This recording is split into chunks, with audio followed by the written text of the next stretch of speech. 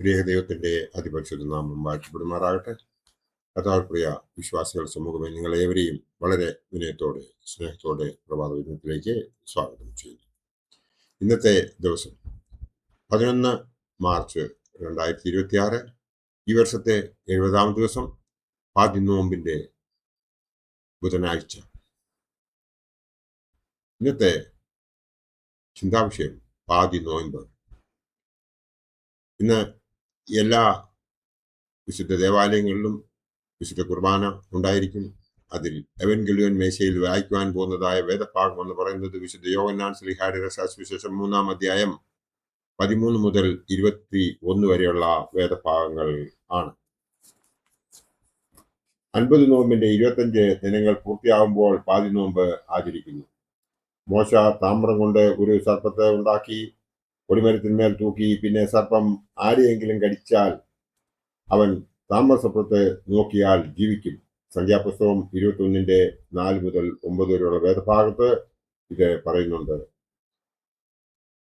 ഈ അത്ഭുതം പ്രവർത്തിക്കുന്ന മുൻകുറി ക്രിസ്തുവിനെ ദൃഷ്ടാന്തീകരിച്ചു.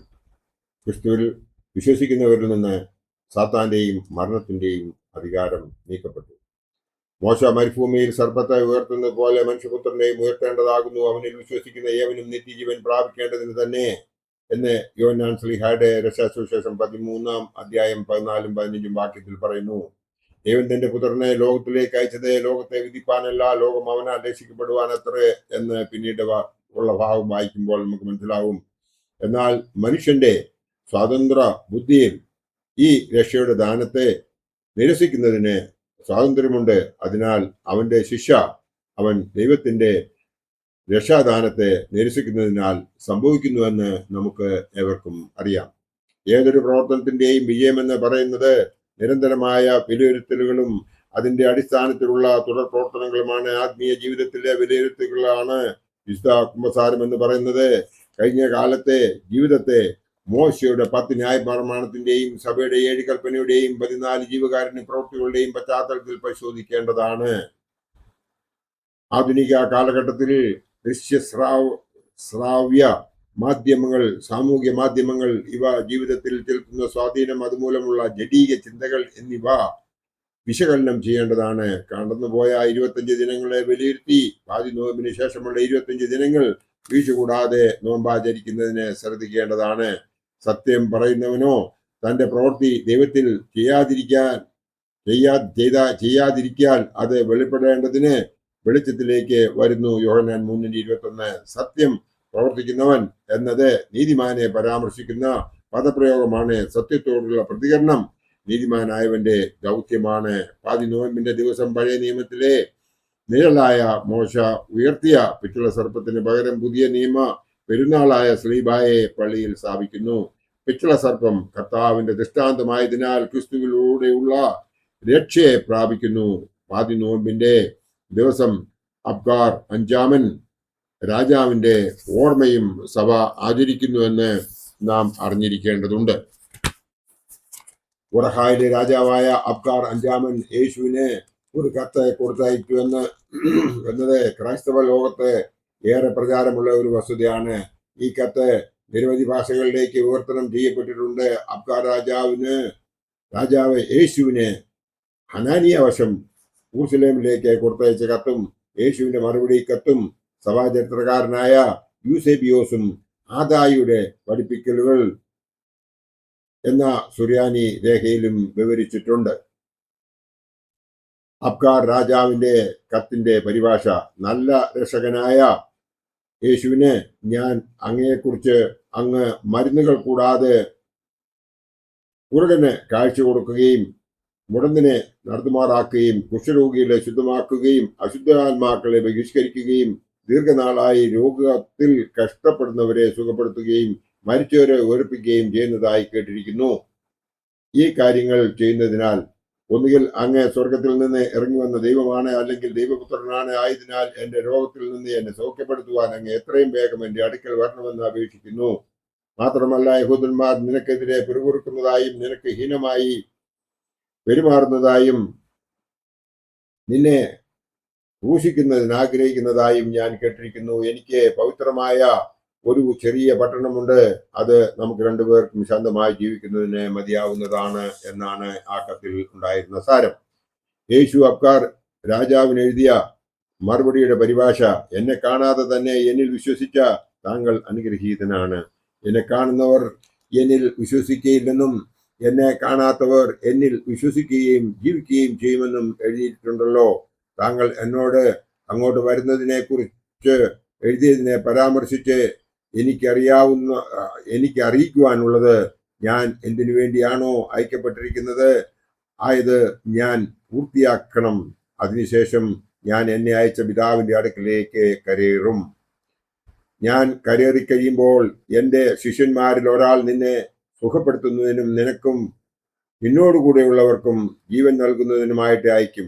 താങ്കളുടെ പട്ടണം അനുഗ്രഹിക്കപ്പെടും. ഒരു ശത്രുവിന് താങ്കളുടെ പട്ടണത്തിന്മേൽ ഇനിമേൽ അധികാരമുണ്ടാകുകയില്ല എന്ന അനുഗ്രഹവും ഈ കത്തിൽ പറയുന്നു. അബ്കാർ രാജാവിന്റെ സന്ദേശവാഹകനായ ഹനാനിക്ക് യേശുവിന്റെ ചിത്രം വരയ്ക്കുവാൻ ആഗ്രഹമുണ്ടായിരുന്നിട്ടും യേശുവിന്റെ മുഖശോഭ കൊണ്ട് ചിത്രം വരയ്ക്കുവാൻ സാധിച്ചില്ല. യേശു തന്നെ ഒരു തുണി തന്റെ മുഖത്തിട്ടിട്ട് അതിൽ പതിഞ്ഞ തന്റെ പ്രതിരൂപം അബ്കാർ രാജാവിനെ കൊടുത്തയച്ചു എന്നുമാണ് ഗ്രീക്ക് എഴുത്തുകാരനായ ജോൺ ഓഫ് ദി ഡമാസ്കസ് എന്നും പറയും വിവരിച്ചിട്ടുള്ളത്. ഈ സംഭവമാണ് പാതിനോയമ്പിന്റെ സന്ധ്യാപ്രാർത്ഥനയിൽ പരാമർശിക്കുന്നത്. അതിപ്രകാരം പരാമർശിക്കുന്നു: മശിഹാ തമ്പുരാനെ, നിന്റെ സുവിശേഷ നടപടിയുടെ കാലത്ത് അബ്കാർ രാജാവ് നിന്നെ ക്ഷണിച്ച് എഴുതി അയച്ചതിന് മറുപടിയോടുകൂടി തിരുരൂപം അവന് നൽകിയതുപോലെ എന്ന് ആ പ്രാർത്ഥന തുടരുന്നു. മശിഹാ തമ്പുരാന്റെ സ്വർഗാരോഹണത്തിന് ശേഷം തന്റെ മുൻ വാഗ്ദത്തം അനുസരിച്ച് 70 അറിയിപ്പുകാരിൽ ഒരാളായ മാർത്തോമാ ശ്ലീഹായുടെ സഹോദരൻ ആദായിയെയാണ് ഉറഹായിലേക്ക് അയച്ചത്. പാതിനോമ്പിന്റെ സ്ലീബ ആഘോഷം, അതായത് വടക്കുവശത്തെ ആഘോഷം, കർത്താവെ, കർത്തവനായ അബ്കാറിന്റെ അപേക്ഷ കേട്ട് വേദനകളിൽ നിന്നും രോഗങ്ങളിൽ നിന്നും അവന് സ്വസ്ഥത നൽകിയതുപോലെ എന്ന് പ്രാർത്ഥിക്കുന്നു. ആദായി അബ്കാർ രാജാവിനെ കുഷ്ഠരോഗത്തിൽ നിന്നും സുഖമാക്കുകയും മാമോദിസ മുക്കുകയും അദ്ദേഹത്തിന്റെ ചെലവിൽ ഉറഹായിൽ ഒരു പള്ളി പണിയിപ്പിക്കുകയും ചെയ്തു. ആദായി ഉറഹായിലെ ഒന്നാമത്തെ സുവിശേഷകനും എപ്പിസ്കോപ്പായും ആകുന്നുവെന്ന് ചരിത്രം വായിക്കുമ്പോൾ നമുക്ക് മനസ്സിലാവും. ആദ്യമായി ക്രിസ്തുമതം സ്വീകരിച്ച രാജാവാണ് അബ്കാർ അഞ്ചാമൻ. ഇദ്ദേഹം ജീവകാരുണ്യ പ്രവർത്തനങ്ങൾ നടത്തുകയും ക്രിസ്ത്യാനിത്വത്തിന്റെ വളർച്ചയ്ക്ക് വേണ്ടി ഏറെ പരിശ്രമിക്കുകയും ചെയ്തു. ഉറഹായിലെ രാജാവായ കർത്തവനായ അബ്കാർ അഞ്ചാമന്റെ ഓർമ്മ സുറിയാനി സഭ പാതിനോയമ്പിന്റെ ബുധനാഴ്ച ആചരിക്കുന്നുവെന്നും നമുക്ക് ഏവർക്കും അറിയാം. ഈ കഴിഞ്ഞ 25 ദിവസങ്ങൾ നാം ഓരോരുത്തരും ദൈവത്തിൽ ആശ്രയിച്ച് നോമ്പിലെ പ്രാർത്ഥനകൾ ചൊല്ലി കുമ്പിട്ട് നാം കഴിഞ്ഞു എന്ന് ധരിക്കട്ടെ. അങ്ങനെ കഴിഞ്ഞത് നമ്മൾ പൂർണ്ണ ഹൃദയത്തോടും പൂർണ്ണ ആത്മാവോടും പൂർണ്ണ ശക്തിയോടും കൂടിയാണോ എന്ന് നാം നമ്മോട് തന്നെ ഒന്ന് ചോദിക്കേണ്ടതുണ്ട്. നമ്മളെ തന്നെ ദൈവത്തിന്റെ തൃപാദത്തിൽ നാം സമർപ്പിച്ചുവോ? യഥാർത്ഥത്തിൽ നാം പശ്ചാത്തപിച്ചുവോ? ഇന്നേ വരെ നാം ചെയ്തുകൊണ്ടിരുന്നതായ പാപങ്ങൾ ഇനി ഞാൻ ചെയ്യുകയില്ല എന്നുള്ളൊരു തീരുമാനമെടുക്കുവാൻ നമുക്ക് സാധിച്ചോ? സാധിച്ചില്ല എങ്കിൽ ഇനിയും സമയമുണ്ട്.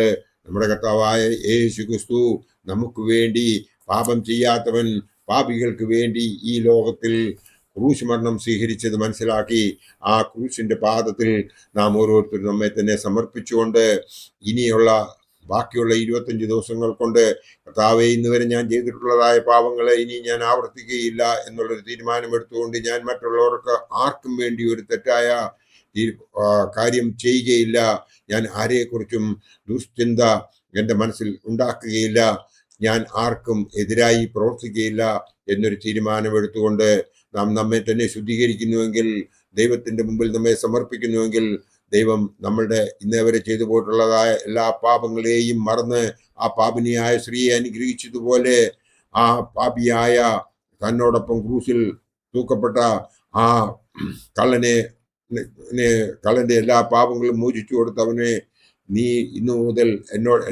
ഇന്ന് എന്നോടൊപ്പം പർദീസയിൽ ഇരിക്കും എന്ന് പറഞ്ഞതായ ആ പോലെ നമ്മോടും പറയത്തക്കവണ്ണം നാം നമ്മെ തന്നെ അവന്റെ തൃപാദത്തിൽ സമർപ്പിച്ച് അവൻ ആരാണ് എന്ന് മനസ്സിലാക്കി നാം പ്രവർത്തിക്കുന്നുവെങ്കിൽ ദൈവം നമ്മളെ എല്ലാവരെയും അനുഗ്രഹിക്കുമെന്ന് മാത്രം ഈ അവസരത്തിൽ ഓർപ്പിച്ചുകൊണ്ട് എൻ്റെ വാക്കുകൾ ഇവിടെ ഉപസംഹരിക്കട്ടെ. ദൈവം നമ്മളെ എല്ലാവരെയും അനുഗ്രഹിക്കട്ടെ. നന്ദി, നമസ്കാരം.